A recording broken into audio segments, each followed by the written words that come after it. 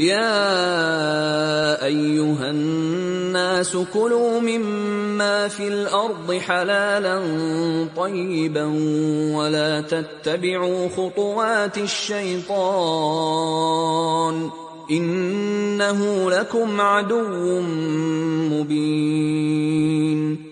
A'udzubillahi minasyaitonirrajim. Bismillahirrahmanirrahim. Assalamualaikum warahmatullahi wabarakatuh. Innal hamdalillah nahmaduhu wa nasta'inuhu wa nastaghfiruh wa na'udzu billahi min syururi anfusina wa min sayyiati a'malina. May yahdihillahu fala mudilla lahu wa may yudlilhu fala hadiyalah. Asyhadu an la ilaha illallah wahdahu la syarikalah wa asyhadu anna Muhammadan 'abduhu wa rasuluh. Allahumma shalli ala Muhammad wa ala ali Muhammad. Alhamdulillahirrahmanirrahim. Segala puji bagi Allah Rabb semesta alam yang telah memberikan banyak kenikmatan pada kita, berupa nikmat iman, nikmat Islam, nikmat sehat, nikmat sempat, sehingga kita masih bisa dipertemukan dalam live streaming pada sore hari ini. Yang berikutnya, sholawat dan salam marilah kita panjatkan pada junjungan kita Nabi besar Nabi Agung Muhammad Shallallahu Alaihi Wasallam, kepada keluarga beliau, kepada istri-istri beliau, kepada para sahabat beliau, kepada para tabiin, tabiut tabiin, dan kepada seluruh umat beliau yang kepada beliau, dan semoga kita termasuk umat beliau yang mendapatkan syafaatnya di yaumul qiyamah kelak. Amin. Alhamdulillah, teman-teman dirahmati oleh Allah Subhanahu wa taala. Saya mau membahas tentang materi dasar ya. Materi dasar untuk mengetahui karakter. Karakter baik dari karakter makanan, karakter tubuh kita, ataupun karakter dari penyakit kita harus tahu dulu. Ada Kak Amr Ustaz, saya sudah lama menderita GERD, kebetulan videonya lewat, saya rasa ringan badan. Alhamdulillah, saya baru satu kali ini ya. Kak Maruko ini coba pola makan sesuai dengan viti-viti saya itu. Saya dari Ternate Maluku Utara, monggo silahkan. Kita menjelaskan tentang materi dasar tentang karakter panas, dingin, lembab, kering. Karena ketika nanti kita paham ini, insya Allah kita akan paham tentang pola penyakit kita dan pola makan yang harus kita terapkan. Nah, jadi di sini ada namanya panas. Panas. Di sini ada namanya dingin. Nah, terus ini ada namanya lembab, kering. Maksudnya apa sih tentang teori panas, dingin, lembab, kering ini? Sebenarnya itu teori hukum alam ataupun teori-teori sesuatu yang terjadi di alam. Karena apa yang terjadi di alam maka juga terjadi dalam tubuh kita. Misal di alam ada namanya panas, nah karakter tubuh kita tuh juga bisa menjadi karakter panas gitu loh. Terus misal di alam ada karakter dingin, musim dingin, nah tubuh kita pun juga bisa mengalami dingin. Terus di alam ada musim kelembapan, cenderung lembab, di tubuh kita pun juga bisa cenderung lembab. Nah terus di alam juga terjadi musim kekeringan, nah di tubuh kita pun juga bisa terjadi musim kekeringan. Nah itu yang harus kita pahami di situ. Nah, terus yang berikutnya teman-teman semua, kalau semisal kita bicara soal penyakit, berarti nanti kita itu tidak akan lepas dari mendiagnosa. Nah, mendiagnosa itu secara kriminalistik itu kembali ke prinsip. Jadi semisal dia sakit, dia itu karakter tubuhnya itu cenderung panas, cenderung dingin, cenderung lembab, atau cenderung kering. Kan gitu. Karena nanti normalnya ketika dikatakan normal itu di sini, di keseimbangan sini itu normal. Misal contoh ya, kita bahas masalah yang sering dikeluhkan di teman-teman di medsos itu ya. Masalah perlambungan, masalah sistem cerna. Nah, kalau semisal seorang itu mempunyai masalah sistem cerna, kok lemah, letih, lesu, energinya drop, berarti apa? Dia itu karakternya dingin. Kenapa dikatakan karakter dingin? Karena sifat dingin itu dia melemahkan. Orang kalau semisal berenergi, energinya bagus, mesti dia tubuhnya cenderung hangat, energinya bagus. Misal contoh orang yang masih hidup dan orang yang sudah meninggal. Orang yang masih hidup mesti badannya cenderung hangat karena ada energinya. Orang yang sudah meninggal mesti badannya akan cenderung dingin. Karena apa? Karena energinya hilang ataupun tidak ada energinya. Nah, itu yang kita harus kita pahami. Lah kalau seseorang kok mempunyai masalah asam lambung, terus sering keluar keringat dingin, tangan dingin, kaki dingin, ya berarti dia di kuadran dingin. Seperti itu. Berarti tangan dingin, keringat dingin, lemah, letih, lesu itu di dingin. Artinya apa? Energinya drop. Kalau semisal dia di panas, berarti dia energinya masih bagus. Orang yang punya masalah asam lambung di tipe panas, berarti dia tidak sampai lemah, letih, lesu. Cuman dia merasakan panas dan perih di perut, tapi tidak sampai membuat keliengan, tidak sampai lemah, letih, lesu dan semacamnya. Berarti apa? Tubuhnya masih kuat, energinya masih bagus, berarti masih panas dia. Seperti itu. Ingat, sifat energi itu apa? Naik ke atas. Sifat energi itu hangat, naik ke atas. Nah, kita di sini belajar tentang dari sifat panas. Nah, ini kemarin belum tak sampaikan kan? Nah, sifat panas itu apa? Yang pertama, energinya naik ke atas. Geser gini. Nah, sifat panas itu energinya ke atas. Nah, sifat panas dia itu energinya ke atas. Misal contoh yang di alam panas itu kan misal kayak api. Api itu panas. Api panas. Maka api itu mesti dia menyalanya ke atas. Api itu mesti dia menyalanya ke atas. Nggak ada api ke bawah, ke samping itu nggak ada. Mesti api itu menyalanya ke atas. Lah orang yang karakternya panas, mesti dia itu tidak akan lemah, letih, lesu, nyekungruh. Nah, gitu enggak mungkin. Orang yang karakter tubuhnya itu panas, mesti dia kan cenderung tegap dan semacamnya. Karena kenapa? Emang dia tuh kondisinya panas, nggak bisa diam. Bahasanya seperti itu. Aktif bergerak. Nah, seperti itu. Lah, terus kalau semisal dia tubuhnya panas, sifat panas dia itu juga apa? Ini nanti tolong dicatat sendiri ya teman-teman ya. Karena nanti semisal mau saya catat semua di whiteboard itu enggak cukup gitu loh. Jadi sifat karakter panas itu di sini membawa materi naik ke atas. Jadi di sini membawa materi naik ke atas. Jadi sifat dari panas itu membawa materi naik ke atas. Lah, kalau semisal seseorang lemah, letih, lesu, lidahnya pucat, dia ada masalah di sistem cerna, terus dia ada keliengan, lidahnya pucat terus ada keliengan. Nah, terus dia itu materi dalam tubuhnya sebenarnya cukup, lidah ditandai dengan lidahnya yang masih tebal. Berarti kan materi dalam tubuhnya cukup. Kalau lidahnya tipis berarti kan materi dalam tubuhnya kan kurang, kering. Materi dalam tubuhnya tuh cukup, darahnya cukup, cairan cukup. Cuman energinya tidak cukup. Lah, sedangkan sifat energi itu kan membawa materi naik ke atas. Lah, ketika seseorang itu energinya lemah, energi tadi kan sifat energi apa? Naik ke atas dan dia membawa materi naik ke atas. Ketika dia itu energinya lemah, maka energi tadi tidak mampu mensirkulasi darah sampai ke atas, sampai ke kepala kita. Nah, itu yang menyebabkan seseorang itu ketika kekurangan energi membuat dia lemah, letih, lesu dan keliengan. Cara tahu lidah tebal dan tipis. Lah kalau tebal itu kan berarti semisal daging itu tebal. Kalau semisal daging lama-lama diasepi kan jadi tipis. Daging lama-lama dibakar kan jadi tipis. Kan gitu. Logikanya seperti itu. Daging itu semisal dia itu terlalu terpapar panas dengan lama, digoreng terlalu kering kan jadi tipis. Diasapi juga tipis karena sifat menggoreng, sifat mengasapi itu kan mengeringkan. Terus dia dibakar juga jadi tipis. Itulah daging. Lah lidah itu kalau tipis ya berarti dia itu kekurangan materi cairan gitu loh dalam tubuhnya. Bisa darah, bisa cairannya yang kurang, tergantung nanti dari gejala khasnya. Jadi gitu. Itu cara membedakan lidah tebal dan tipis. Sampai sini paham belum? Logikanya sampai sini sudah paham belum teman-teman semua? Jadi sifat panas ya. Sifat panas itu energinya naik ke atas. Sifat panas energinya naik ke atas dan sifat panas dia tuh membawa materi ke atas. Lah kalau orang yang mempunyai energinya lemah, letih, lesu, lidahnya pucat, tapi lidahnya itu masih terlihatan tebal, tidak sampai tipis, berarti materi dalam tubuhnya itu cukup, kan gitu. Lah, kalau semisal dia itu lidahnya pucat terus terjadi keliengan, perutnya sering kembung, sering sebah, asam lambungnya sering naik dan semacamnya, sering sendawa dan semacamnya. Tapi kalau misal dia lidahnya pucat keliengan, berarti dia kekurangan energi. Karena sifat energi dia itu apa? Membawa materi naik ke atas.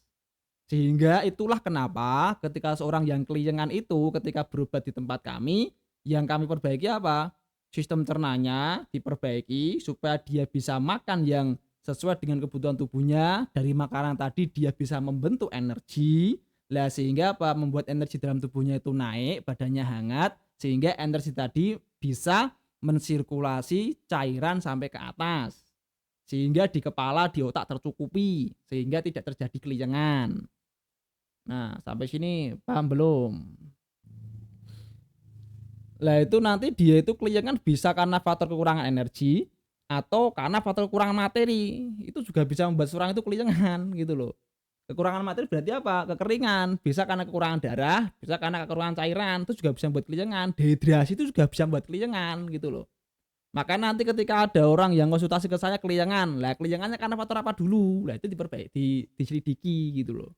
Karena nanti ketika kita mengetahui keliengannya karena faktor apa, ya insya Allah ketika kita memberikan resep verbal ataupun memberikan pola makannya, ya sesuai dengan kebutuhan tubuhnya karena sudah sesuai dengan diagnosanya, kan gitu. Maka jadi sifat dari panas yang pertama tadi apa? Energinya naik ke atas, dia membawa materi naik ke atas. Nah, di sini ya, sampai sini ya. Terus yang berikutnya, jadi sifat panas yang berikutnya, panas menghasilkan gerak, gerak menghasilkan panas. Jadi panas menghasilkan gerak. Terus gerak menghasilkan panas. Jadi panas itu menghasilkan gerak. Gerak itu menghasilkan panas. Jadi karakter panas, panas itu dia menghasilkan gerak, gerak menghasilkan panas. Orang yang kalau energi tubuhnya itu cukup, panas dalam tubuhnya cukup, dia itu tidak akan bermalas-malasan.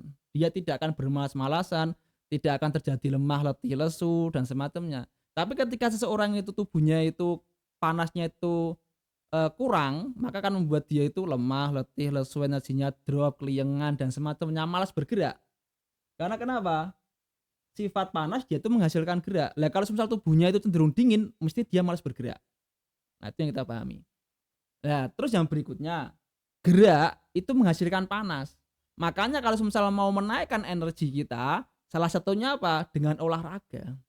Karena dengan kita olahraga, menggerakkan otot-otot kita, itu akan membuat tubuh kita jadi hangat.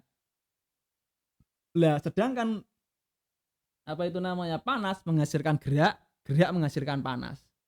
Jadi ketika kita lemah letih lesu, lidahnya pucat, selain konsumsi makanan yang bersifat menaikkan energinya, berarti juga harus dibantu dengan gerak.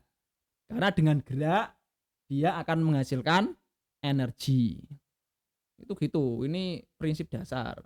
Jadi panas menghasilkan gerak, gerak menghasilkan panas. Jadi kalau misal dalam tubuh seseorang itu panasnya cukup, mesti dia akan aktif bergerak.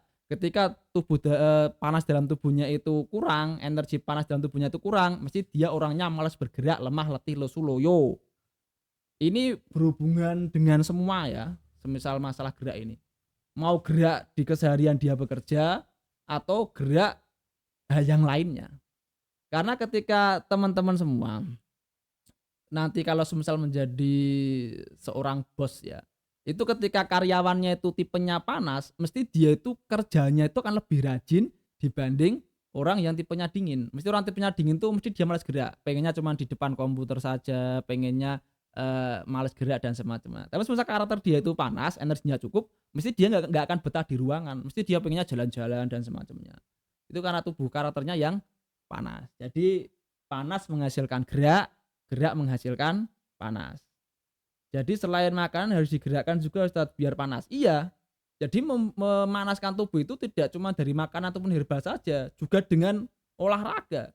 Karena dengan gerak menghasilkan panas, terus apa itu panas menghasilkan gerak. Lah, tapi di sini kan kadang seseorang itu sudah sampai lemah, letih, lesu, energinya drop, tubuhnya cenderung dingin, keringat dingin, terus ketika dia bergerak sedikit keringat dinginnya keluar terus tambah drop. Lah kalau yang seperti ini ya jangan dipaksa untuk bergerak.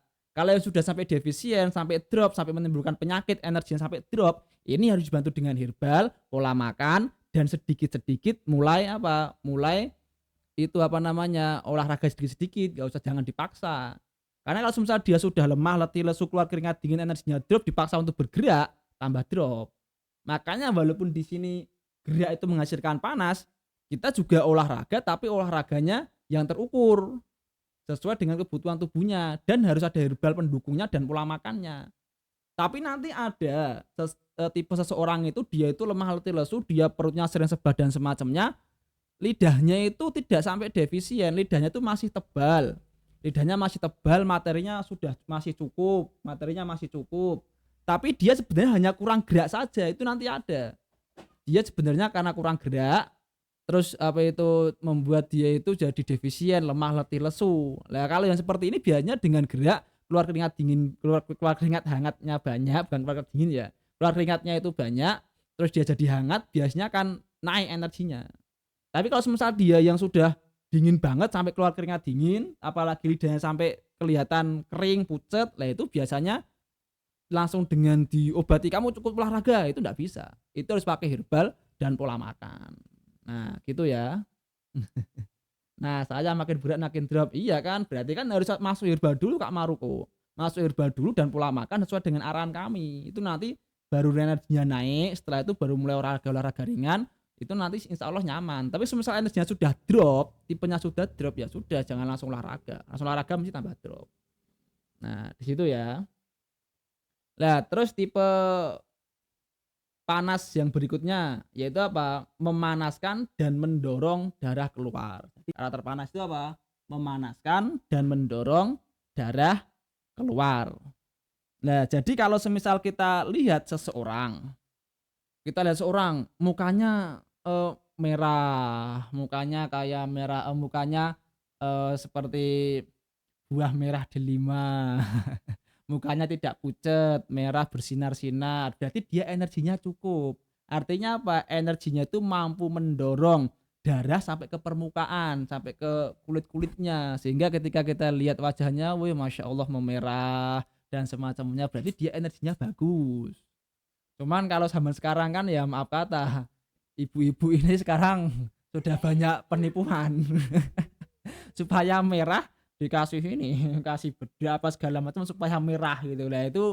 Itu merah merah ini, merah apa namanya itu? Namanya merah imitasi gitu. Kalau yang bener-bener merah, itu biasanya itu yang anak-anak muda lah, yang anak-anak muda mereka aktif bergerak, terus mereka itu ya belum apa, bukan ibu-ibu yang jelas. Kalau yang ibu-ibu bisa nggak semisal pengen mukanya jadi merah, glowing lagi, kenceng lagi, terus, seger lagi bisa nggak? Ya bisa saja asalkan pola makannya dijaga dan rutin olahraga, itu gitu. Nah, kalau semisal merah-merah itu berarti seperti yang anak-anak muda itulah, kayak gadis-gadis itu kan mereka rata-rata mukanya kan memerah dan semacamnya. Itu yang nutrisinya tercukupi dan dia rajin olahraga. Tapi walaupun dia gadis, zaman sekarang yang dimakan cuman cilok, cireng, jarang makan daging, jarang makan sayur, makannya jajanan dan semacam yang tidak bergizi. Ya itu yang membuat apa? Yang membuat energinya drop. Sehingga walaupun dia masih muda, masih gadis, tapi mukanya kelihatan pucat, sakit-sakitan, menstruasi tidak lancar. Wah, itu berarti energinya drop. Walaupun dia gadis, mesti mukanya pucat. Nah, itu harus kita pahami. Semisal kita pengen mendiagnosa energi seseorang ya, itu dari situ. Tapi kalau semisal dia yang gadis-gadis muda, wis mukanya masih memerah, pergerakannya lincah dan semacamnya, mesti dia suka olahraga dan pola makannya bagus. Coba kita amati ya, ini baik yang pemuda, yang gadis ataupun yang laki-laki itu sama. Ketika dia masih perjaka, kok mukanya cenderung pucat, lemah, letih, lesu, ya berarti energinya tuh lemah. Karena kenapa? Energinya tidak mampu mendorong sampai ke permukaan, tidak mampu mendorong energi sampai ke muka-muka dan semacamnya. Sehingga ketika dilihat mukanya cenderung pucat, darahnya tidak sampai ke permukaan. Lah itu juga terjadi juga di anak-anak muda yang perjaka, gitu loh. Kenapa bisa seperti itu? Ya kita lihat ketika, apa ya, pola zaman sekarang. Kalau dulu ya, kalau zaman ini anak-anak yang 90-an, anak-anak yang 90-an, itu dulu itu ketika sore hari itu mereka itu mesti itu mainnya apa, kalau nggak main sepak bola, main voli, pokoknya mainnya tuh seperti itulah. Ataupun yang anak-anak pun juga gitu, kalau sore itu mesti mereka main kelereng, main apa namanya, sodor ataupun main apa, itu orang zaman dulu seperti itu, mainnya apa, dengan fisik, dengan gerak. Itu orang-orang zaman dulu. Nah, kalau orang zaman sekarang, mainnya sore itu sudah jarang sekali orang yang olahraga. Mereka cenderungnya maaf kata main HP dan semacamnya, nge-game dan semacamnya, ya itulah generasi sekarang. Karena mereka pergerakannya kurang, sehingga apa, anak-anak muda banyak energinya drop, jatuh sakit, mukanya cenderung pucat dan semacamnya. Anak sekarang mageran Ustadz, iya anak-anak sekarang mageran, memang seperti itu. Makanya kalau anak-anak saya tuh tak biasakan, wes pokoknya kalau main itu pit-pitan, sepedaan sana. Kalau habis makan roti harus minum air putih yang banyak, satu lari-lari sampai berkeringat, tak gitu kan semua anak-anak saya. Supaya apa? Supaya mereka terbiasa dengan berkeringat, terbiasa dengan bergerak. Kalau nggak gitu nanti jatuh sakit. Nah itu yang mempengaruhi di energi anak-anak zaman sekarang. Saya itu beberapa waktu yang lalu itu ini, apa itu, sempat ngobrol dengan temen waktu saya masih muda, kan senengnya kan bal-balan nggih, bal-balan itu berarti main bola ketika saya waktu masih muda itu kan di lapangan bola itu di namanya itu Desa Gemor di Desa Pilangrejo lah, Desa Pilangrejo itu, sama desa saya tetanggaan, itu saya kan sering main di situ. Lah sekarang yang main di lapangan situ itu kosong gitu loh. Jarang sekali lapangannya dipakai buat main bola. Padahal zaman saya dulu itu, di situ itu kalau mau main bola harus sesuai jadwal, dijadwal. Oh, hari ini desa ini, hari ini desa ini, oh hari ini desa ini dan semacamnya dijadwal. Kalau sekarang lapangan bola kosong, jarang sekali orang yang main bola. Itulah mirisnya.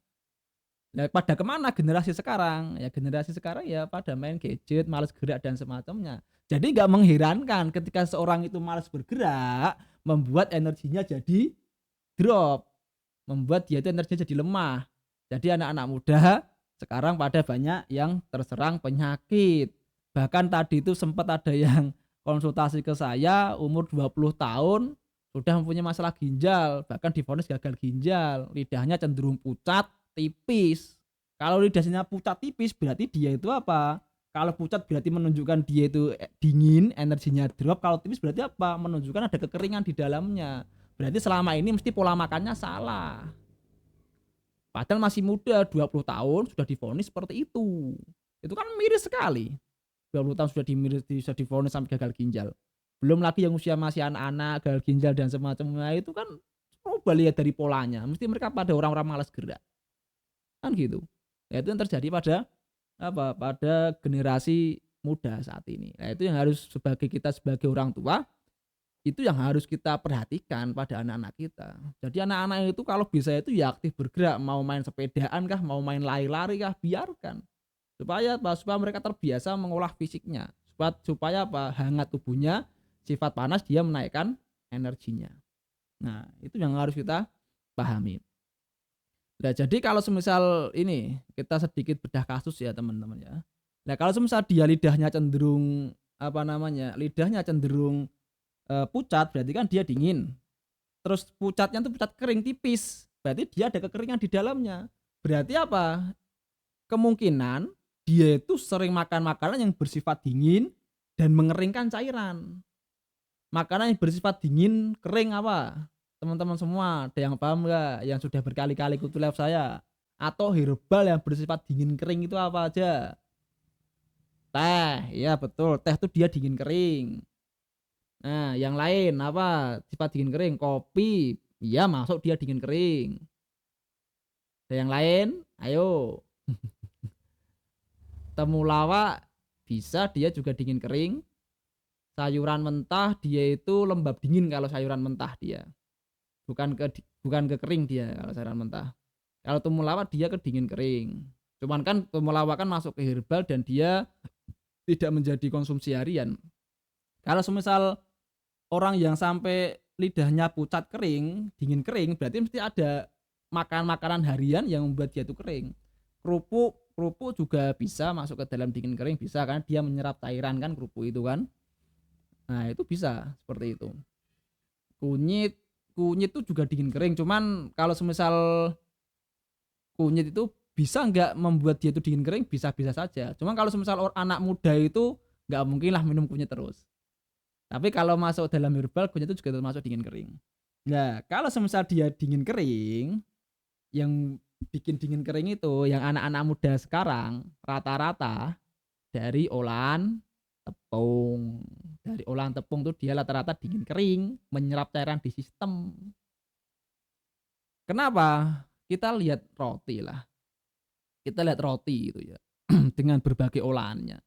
Roti itu kan dia ini ketika dia terkena air, maka airnya akan terserap ke dalam roti. Kan gitu. Roti ketika terkena air, maka cairannya akan terserap ke dalam roti. Berarti sifat dari roti itu apa? Mengeringkan. Nah, roti. Terus makan makanan yang lain, kayak cemilan-cemilan yang lain yang dibikin keripik-keripik itu yang rata-rata itu kering dan ada asinnya. Nah, kalau dia kering dan ada asinnya, mie juga masuk. Dia juga mie itu juga dia nyerap cairan juga. Makanya ketika kita apa namanya, mie kita taruh di dalam mangkok, terus apa itu kita biarkan, itu lama kelamaan kan cairan di dalam mie itu akan masuk ke dalam mangkok, terserap ke dalam apa, cairan bukan cairan dalam mie sih, kuahnya itu akan terserap ke dalam mie-nya kan, sehingga mie-nya mengembang, cairannya berkurang. Berarti ya mie itu juga dia juga menyerap cairan. Kalau tepung beras itu masuk kategori tepung beras ditumbuk jadi tepung. Iya, tepung beras itu ketika dia ditumbuk manual, dia masih ada kres-kresnya lah, tidak terlalu. Tapi kalau misal dia diseleb pakai mesin, jadinya tepung. Dia juga nyerap cairan juga. Kalau habis makan mie suka haus Ustaz, ya betul. Karena kenapa? Dari sifat dari mie dia menyerap cairan. Lah kalau anak muda zaman sekarang jarang makan nasi, jarang makan daging, jarang makan sayur, yang dimakan cuman mie, yaitu ya membuat dia itu dingin kering. Lama kelamaan bisa merusak ginjalnya enggak? Ya bisa lah, bisa saja seperti itu. Ya, terus yang berikutnya kalau makan dingin kering yang lain, keripik-keripik zaman sekarang itu rata-rata itu kan apa namanya, kering dan rasanya asin. Lah sifat asin itu apa? Sifat asin itu dia mengeringkan, tapi dia itu menyimpan cairan tapi juga mengeringkan. Itu sifat dari apa namanya, asin. Termasuk micin, yaitu dia kan juga menyerap cairan. Coba kita makan yang asin kan gini, menyerap cairan dia juga. Cuman dia menyimpan cairan tapi juga menyerap cairan. Yang suka bikin haus dari makan mie bukan dari micinnya ya. Ya micinnya bisa, mie-nya juga bisa. Karena mie itu dia nyerap cairan. Mie, roti itu dia nyerap cairan. Nah, tapi yang perlu kita pahami, apakah nanti kita terus tidak boleh makan mie sama sekali, tidak boleh makan roti sama sekali? Ya boleh-boleh saja. Dengan catatan tubuh kita tidak terlalu lembab, tidak terlalu kering. Fisik kita masih bagus, itu enggak masalah. Tapi yang jadi masalah anak muda zaman sekarang, apalagi anak kos, itu menjadi makanan rutin. Itu yang akan menyebabkan apa? Masalah di ginjalnya yang tipe dingin, kering, dengan lidah yang pucat dan tipis. Nah, itu yang harus kita pahami. Sampai sini paham belum gambaran tentang konsep panas dingin, lembab kering dalam ilmu diagnosa dan pola makan? Sudah mulai paham belum di sini? Ini logika sederhana, tapi banyak orang yang tidak paham. Sehingga ketika mereka sakit bingung. Ketika tanya ke saya, pengennya langsung dijawab. Lah sedangkan saya jawabnya seperti ini, tak jelaskan alur terjadinya penyakitnya dulu. Ini yang bikin lama, yang bikin orang tuh kadang nggak sabar dengan penjelasan saya. Ya enggak masalah. Karena ketika nanti insya Allah teman-teman itu paham tentang karakter tubuhnya, karakter pola makannya, ya insya Allah juga akan lebih sehat ketika kita sudah paham karakternya. Nah, kita kembali ke sifat dari panas. Jadi panas itu dia memanaskan dan mendorong darah untuk keluar. Artinya apa? Kalau keluar ke permukaan, termasuk mimisan. Mimisan itu bisa yang pertama ya, mimisan ya. Itu bisa karena faktor panas di dalam darah. Biasanya faktor panas dalam darah itu bisa dipengaruhi oleh apa? Oleh organ atau oleh cuaca. Kalau dalam bahasa TSM-nya namanya patogen. Kalau semisal dia dipengaruhi dipengaruhi dari organ, panas darah dipengaruhi dari organ, itu biasanya lidahnya itu pinggirannya cenderung merah, orangnya pemarah. Nah, orangnya pemarah, lidahnya merah, orangnya pemarah, terus membuat darah apa itu panas dalam tubuh inti kan ada di liver dan ada di jantung. Itu kan pemanas itu di tubuh itu kan ada pemanas di jantung, pemanas di liver. Lah ketika seseorang itu apa namanya cenderung panas, livernya panas, darahnya panas, jantungnya panas, itu yang akan membuat mukanya dia tuh merah, dia gampang marah dan semacamnya. Terus ketika dia sakit, mesti sakitnya darah tinggi yang tipe panas. Terus ketika dia itu stroke, mesti stroke-nya pecah pembuluh darah karena faktor tekanan dan panas tadi. Dan bahkan bisa sampai membuat dia tuh mimisan, keluar darah lewat kuping kah, lewat mata kah, kalau panasnya berlebih bisa sampai seperti itu. Nah, itu kalau misal panasnya dari organ-organ terus dipengaruhi juga dari psikisnya. Tapi panas darah ini bisa dipengaruhi oleh patogen ataupun cuaca ataupun angin. Terutama angin dingin yang bikin demam. Berarti demam atau panas itu darahnya panas tapi organnya dingin. Darahnya panas ini muncul karena sebagai pembentukan antibodi. Kan gitu. Nah, ketika dia demam terus dia tidak ditangani dengan baik, salah obat dan salah pola makan, nanti biasanya demamnya itu sembuh tapi akan membuat orangnya masih lemah, letih lesu dan sering keluar keringat dingin. Nah, berarti tambah drop itu energinya. Itu yang harus kita pahami itu di situ. Nah, jadi mimisan tadi bisa karena faktor darahnya yang panas, baik karena demam terus sampai berdarah, demam berdarah, terus demam sampai mimisan. Kalau faktornya dari cuaca, terus demam, terus terjadi mimisan dan semacamnya, ya berarti darahnya panas karena faktor patogen ataupun cuaca. Nah, itu. Jadi panas tadi menaikkan antibodinya. Karena gini, apa namanya, panas, suhu tubuh ya. Jadi suhu tubuh itu naik 1 derajat, antibodi itu naik 500 sampai 600 kali. Jadi suhu tubuh itu ya, semisal suhu tubuh kita itu naik 1 derajat, maka antibodi naik 500 sampai 600 kali. Tapi sebaliknya, ketika suhu tubuh itu turun, mana ini catatan saya ini. Jadi ketika suhu tubuh itu turun 1 derajat, maka antibodi turun 30 sampai 100 kali. Jadi kalau misalnya antibodi pengen bagus, berarti penghangat tubuhnya harus dinaikkan. Makanya kalau semisal seseorang itu terserang angin, mesti dia akan muncul demam sebagai apa? Untuk menaikkan suhu tubuh sebagai antibodi supaya penyakit dinginnya tadi tidak sampai masuk ke dalam organ. Kan gitu. Nah, terus kalau semisal apa namanya, tadi kan soal panas tadi ya. Jadi kalau semisal kita pengen antibodinya bagus, berarti harus menaikkan suhu tubuh dengan cara apa? Makan makanan yang bersifat menghangatkan tubuh, terus yang berikutnya dengan olahraga. Itu supaya tidak lemah, letih, lesu, keliengan. Kan gitu kan. Jadi kalau semisal kita jawab keliengan itu alurnya gitu teman-teman semua. Cuman masalahnya kan jarang sekali orang yang mendengar penjelasan sampai sedetail itu gitu loh. Pengennya keliengan pakainya obat dan semacamnya. Lah orang-orang yang konsultasi ke saya dengan masalah asam lambung keliengan itu tak kasih buat sakit kepala kah?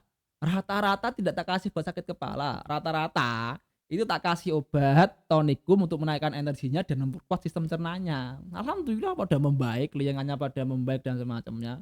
Ya karena yang dibutuhkan bukan obat sakit kepala, yang dibutuhkan itu apa? Perbaiki energinya. Lah yang bentuk energi itu apa? Ya dari makanan. terus juga termasuk dari oksigennya juga. Itu membentuk energi. Nah, itu yang harus kita pahami. Makanya kenapa kok orang sakit nggak sembuh-sembuh, salah satunya apa? Tidak paham tentang alur terjadinya penyakit. Itu yang membuat seorang itu sakit nggak sembuh-sembuh, tidak paham penyakitnya. Baik baik yang sakit ataupun yang ngobati, pada nggak paham karakternya. Itu yang membuat apa, yang membuat seorang sakit kok nggak sembuh-sembuh. Lah karakter sakitnya seperti apa dulu? Penyebab sakitnya kayak apa? Terus solusi yang dikasihkan itu seperti apa? Itu yang harus kita pahami dulu, gitu loh. Karena kebanyakan orang zaman sekarang itu mau penjual herbal lah. Ketika saya lihat di TikTok itu yang miris juga pada jualan herbal itu. Obat ini untuk asam lambung ini dan semacamnya, testimoni ini dan semacamnya. Lah asam lambungnya tipe seperti apa? Dia penyebab asam lambungnya karena faktor apa gitu loh. Lidahnya seperti apa? Energinya bagaimana? Kan seperti itu. Contoh, ini yang sering saya contohkan. Orang yang punya masalah asam lambung, mesti kasih herbal andalannya apa? Kunyit temulawak. Padahal kunyit temulawak dia sifatnya dingin kering, sifatnya dingin kering. Nah, ketika seseorang punya masalah asam lambung dengan tipe panas, tidak sampai keliengan, perutnya panas sampai naik ke dada dan semacamnya, tapi fisiknya masih bagus. Terus tubuhnya juga lidahnya tidak terlalu kering, masih ada kelembapan. Dia pakai kunyit temulawak, insya Allah membaik dan sembuh. Tapi kalau semisal dia itu mempunyai masalah asam lambung dengan karakter yang lembab dingin ataupun dingin kering, lidahnya pucat, dikasih kunyit temulawak, sedangkan kunyit temulawak sifatnya dingin, ya tambah pucat lah, tambah drop lah. Itulah kenapa orang yang punya masalah asam lambung ketika minum kunyit dan temulawak tambah keliengan, jadi mual-mual dan semacamnya. Itu harus kita pahami. Kalau sekarang itu maaf kata ya, edukator zaman sekarang itu asam lambung, kunyit temulawak. Wah, ini kan udah ada diagnosanya, ini jadi masalah gitu loh. Ustaz, saya suka perut panas, tenggorokan panas, suka perih, mual, sakit sebelah kiri menjalar ke tangan. Kenapa? Ingat, ini kita spill dulu ya. Kita belajar sedikit masalah diagnosa teman-teman semua. Seharusnya tuh diagnosanya itu pakai lidah seharusnya. Cuman kita lihat dari gejalanya lah. Kita dari gejala ini apa yang bisa kita terka-terka. Kalau perut panas, tenggorokan panas, berarti bisa organ lambungnya panas, bisa. Terus suka perih dan mual, berarti dia kemungkinan lambungnya panas. Kalau sakit sebelah kiri menjalar. Kalau sakit sebelah kiri menjalar ke kaki. Nah, kalau kiri menjalar ke kaki, ke kaki, tangan. Kenapa ya? Kalau misalnya sakit sebelah kiri, menjalar ke kaki, menjalar ke tangan. Ini nanti cek lidahnya. Cek lidahnya dulu ini kalau misalnya jangan sampai seperti ini. Kalau dia ada panas, perih, lidahnya itu pinggirannya masih ada merahnya, terus apa namanya masih ada kelembapannya, tidak sampai lemah letih lesu, itu biasanya yang pakai temulawak itu biasanya bisa. Tapi kalau misalnya dia sampai lemah letih lesu, dibarengi dengan dada kiri sering nyeri, dibarengi dengan ada palpitasi, itu nanti nggak bisa dengan kunyit dan temulawak. Terus semisal dia itu nyeri dada kiri juga tapi disertai dengan keringat dingin, itu nanti juga nggak bisa dengan kunyit dan temulawak. Nah itu nanti tergantung dari lidahnya ya. Makanya ketika saya ditanya gejala, kalau nggak ada lidah ya jawabannya gitu, mesti ngambang. Ya karena kenapa? Datanya belum lengkap. Ketika datanya belum lengkap, saya berani menjawab, bisa berani meresepkan ya berarti saya ngawur gitu loh. Data belum lengkap, diagnosa belum jelas, sudah berani meresepkan, berarti kan ngawur. Makanya kalau misal dalam bertanya mesti tak suruh fotokan lidah kirimkan ke WA saya. Biar apa? Biar datanya lengkap dan terdiagnosa dengan bagus beserta lidahnya. Kalau nggak tahu karakter penyakit, nggak tahu karakter herbal kok berani meresepkan ya ini berarti ngawur gitu loh. Kalau lidah putih itu kenapa? Ya berarti energinya drop. Kalau gitu solusinya gimana Pak? Kalau solusinya ya fotokan lidahnya kirimkan ke sini, nanti biar didiagnosa dulu, kan belum tahu diagnosanya. Solusi itu akan ada ketika tahu diagnosa dan alur terjadinya penyakitnya. Kalau setelah kemarin kepala sehari sakit kepala, malam mau tidur minum tonik limpa rasa membaik, alhamdulillah. Kalau sakit kepala, minum tonik limpa rasa kok membaik, berarti apa? Sakit kepalanya yang pertama bisa karena faktor masuk angin dan yang kedua karena faktor kelembapan dahak. Karena di tonik lima rasa itu ada sifat membuang anginnya PPL, penyebab penyakit luar ataupun patogen. Terus dia juga ada pembuang dahaknya, memperkuat paru-parunya. Assalamualaikum Beb, bekal ready nggak? Ready Bu Ime, waalaikumsalam, monggo ready, ready. Nah gitu ya, itu sedikit apa tadi, kita sampai ngobrol-ngobrol sampai ke sana tadi. Jadi kita kembali ke karakter panas. Jadi karakter panas dia itu memanaskan dan mendorong darah keluar. Terus dia itu juga menggerakkan materi dan fungsi organ. Jadi karakter panas menggerakkan materi dan fungsi organ. Jadi buat tulisan kayak gitulah. Nanti tolong dicatat sendiri ya teman-teman ya. Karena semisal mau tak bagusin tulisannya nanti nggak cukup ini. Nanti tolong dicatat sendiri semisal yang benar-benar mau belajar. Harus nyerok berarti saya tonik lima rasa biar nggak mudah masuk angin sakit kepala. Ya tergantung nanti masuk anginnya gejala khasnya yang mana Bu. Kalau nyetok juga boleh. Nyetok juga boleh. Tapi kan nanti minumnya kan tetap sesuai dengan kondisi tubuhnya. Nggak bisa diminum secara rutin. Jadi gini teman-teman semua. Herbal itu ketika kita merasa enak dengan itu, ya sudah sembuh, sudah stop, nggak usah diminum lagi. Karena kalau misal diminum berlebihan, herbal itu juga punya efek samping. Makanya kita meminum herbal ataupun memakan sesuatu makanan sesuai dengan kebutuhan tubuh kita. Jangan berlebihan. Nah kalau kita masih membutuhkan karena ada masih gejala-gejala sesek, terus batuk pilek, belikat sakit, ya ada masalah pakai tonik lima rasa. Kalau nggak ada gejalanya ya nggak usah diminum. Kondisional saja. Nah kita kembali ke karakter panas. Karakter panas itu menggerakkan materi dan fungsi organ. Maksudnya menggerakkan materi dan fungsi organ itu apa? Jadi materi di dalam tubuh kita kan ada darah dan semacamnya, itu bisa bergerak, bisa tersirkulasi ketika ada panas ataupun penghangat dalam tubuh kita. Nah, terus organ dia itu juga akan bekerja ketika dia ada pemanas di dalamnya atau ada energi di dalamnya. Lambung, karena yang saya brandkan di TikTok ini lambung ya. Lambung dia itu ketika pemanas di dalamnya itu mencukupi, energi lambungnya mencukupi, maka dia juga bisa mengunyah makanan dengan secara maksimal. Karena kenapa? Energinya tercukupi. Jadi sifat panas dia itu apa? Menggerakkan materi dan fungsi organ. Jadi kalau semisal lambung cenderung dingin, lidahnya pucat, dia sering sebah, terus sering sendawa, asam lambung sering naik tapi dengan lidah yang pucat, berarti energinya lemah, berarti energi lambungnya berarti lemah, berarti penghangat lambungnya lemah. Ini ada satu kasus teman-teman semua yang WA ke saya itu, siapa kemarin namanya ya, lupa saya. Dia itu lidahnya teman-teman semua, lidahnya itu pucat, lembab dingin, berselaput putih tebal, berdahak. Itu seperti itu dia. Lah terus dia itu sakit sudah bertahun-tahun masalah lambung. Dikasih obat apapun nggak sembuh-sembuh ketika itu. Lah ini masih proses sih, belum begitu signifikan hasilnya, cuma masih proses. Dari situ tak lihat, oh ini keseringan makan buah Bu, ini keseringan makan buah dan sayur bening. Iya tat no, ataupun iya beb no. Tapi perut saya itu rasanya panas terus.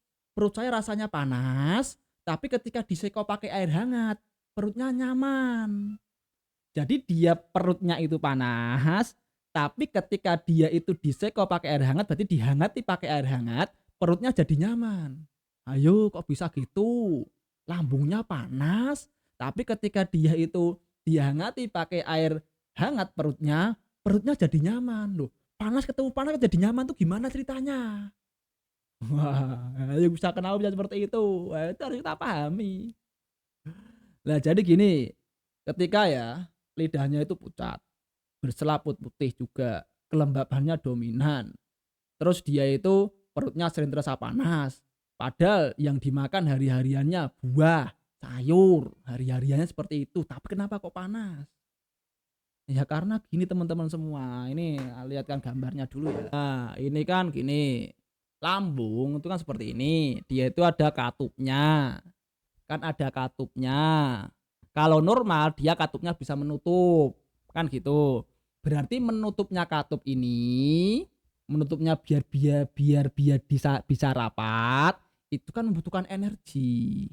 Menutupnya katup supaya dia bisa rapat, dia itu membutuhkan energi. Lah kalau energinya seorang itu lemah, lesu lidahnya pucat, ya otomatis menutupnya juga nggak rapat. Terus yang berikutnya otomatis kerja lambungnya itu juga lemah. Tidak bisa mencerna makanan secara maksimal karena energi lambungnya lemah, cenderung dingin. Lah itulah kenapa kasus yang saya ceritakan tadi, ketika dia itu ada panas di lambung, lambungnya terasa panas dan semacamnya, ketika dia dihangati pakai air hangat, dia bisa nyaman. Karena rangsangan air hangat tadi membuat lambungnya menjadi hangat, membuat lambungnya menjadi hangat sehingga lambungnya mengunyah lagi dan bekerja. Sehingga apa? Dia nyaman. Lah terus panasnya timbul dari mana? Padahal yang dimakan itu buah, yang dimakan sayur, dingin-dingin semua. Tapi kok timbul panas? Panasnya timbul dari mana? Lah panasnya itu berarti timbulnya dari makanan yang tidak tercerna. Kan semisal masuk buah, masuk sayur, dia itu kan sifatnya dingin. Apalagi sayurnya sayur bening, kalau dia di sayur kasih rempah yang kuat enggak masalah, karena nanti sifat rempahnya tadi yang menetralkan sifat dingin dari sayurnya. Tapi kalau sayur bening kan cenderung dingin, buah cenderung dingin. Lah tahu juga cenderung dingin, dikukus dan semacamnya cenderung dingin, tahu kukus juga cenderung dingin dan semacamnya. Lah ketika lambungnya itu lemah, lambungnya cenderung dingin, dia dalam menutup katupnya tidak bisa rapat, dia dalam mengunyah makan tidak bisa maksimal. Kok yang masuk yang makan makanan yang dingin, ya otomatis memberatkan kerja lambung. Ya itu harus kita pahami. Jadi seperti itu. Jadi lemahnya katup itu bisa karena faktor kelemahan energi, lidahnya pucat. Lah kalau yang seperti ini berarti apa? Ketika dia ada panas, berarti karena ada makanan yang terfermentasi, yang tidak tercerna sehingga menimbulkan gas, menimbulkan panas. Lah kalau panas yang seperti ini, biasanya ketika dia diseko pakai air hangat perutnya, maka akan membuat perutnya nyaman. Nah, itu harus kita pahami.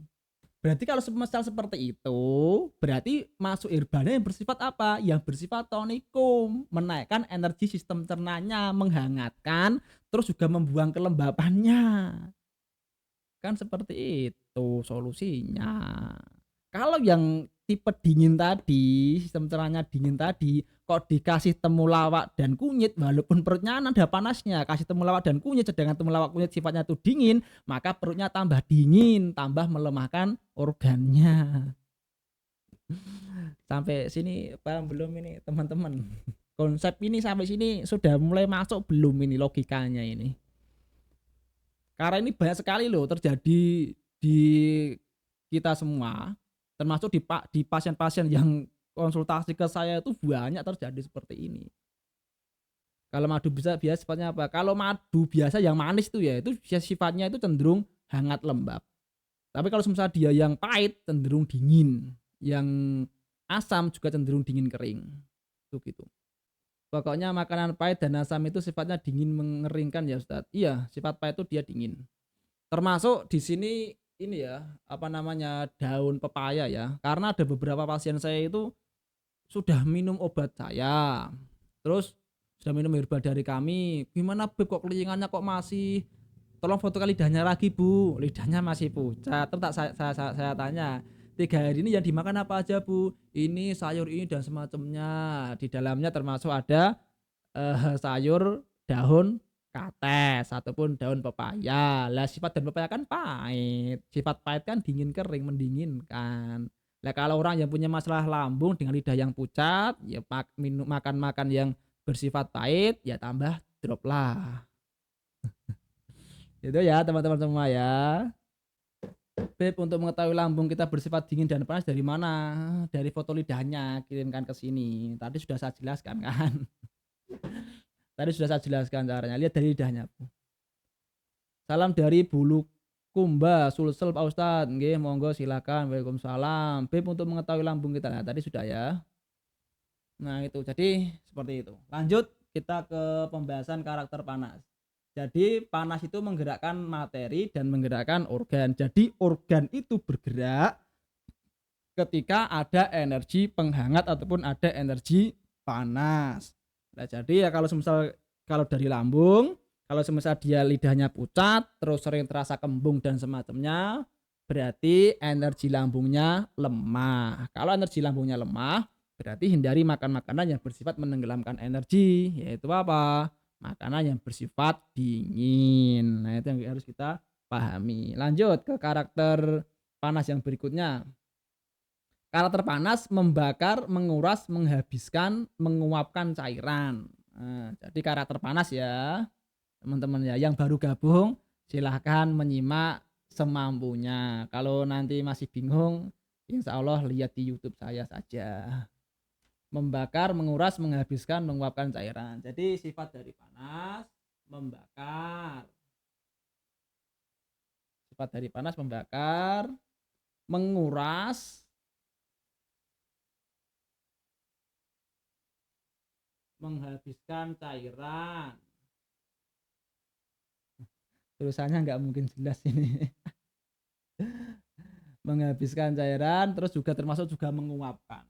Jadi sifat panas itu gitu, menguapkan juga, menguapkan. Jadi sifat panas itu membakar.